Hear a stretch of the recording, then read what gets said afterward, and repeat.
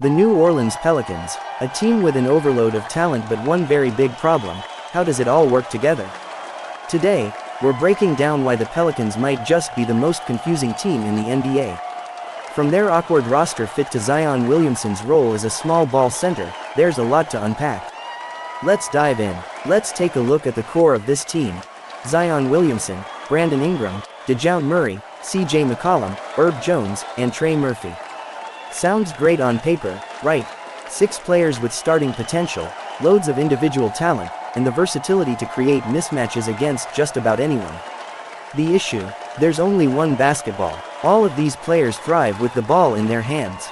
Zion, Murray, Ingram, they're at their best when they're making plays. But who sacrifices their game? None of these guys are traditional centers, and the Pelicans' solution? David Griffin believes they can go small, using Zion Williamson, a 6 feet 6 inches forward, as the anchor of their defense. While this sounds intriguing on paper, is it really sustainable, especially with Zion's injury history? Zion is a once-in-a-generation talent. His ability to bulldoze his way to the rim and finish through contact is nearly unmatched. But do we really want to put more strain on his body by making him guard NBA centers? Griffin may be excited about the idea of playing small and fast, but Zion has already missed significant time due to injuries.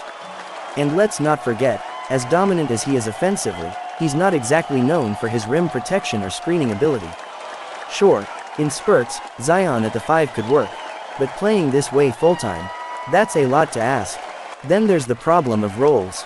Trey Murphy has been vocal about wanting to be a starter, and rightfully so.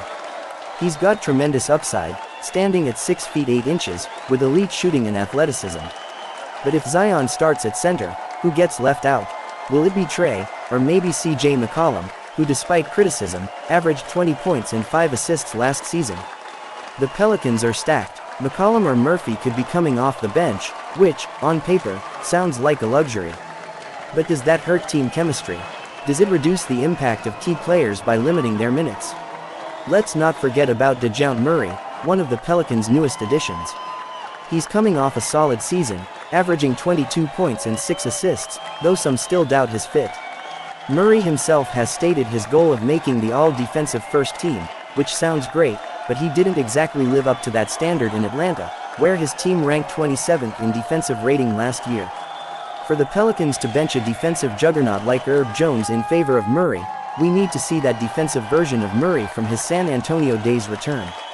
He'll have Herb alongside him, so maybe he can focus less on scoring and more on defense. But that's still a big if.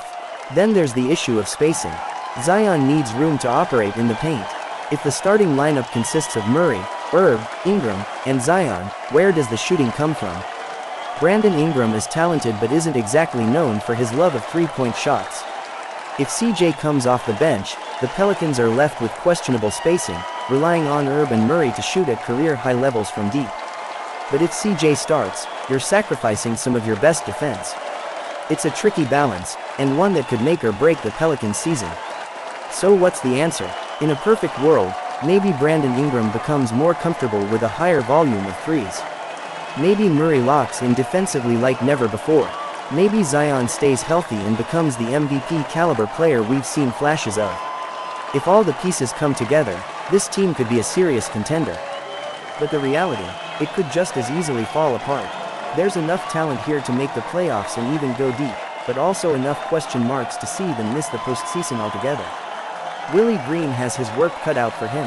That's it for today's breakdown. What do you guys think?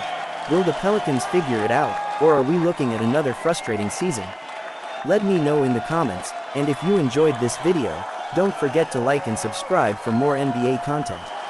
Thanks for watching, and I'll catch you next time.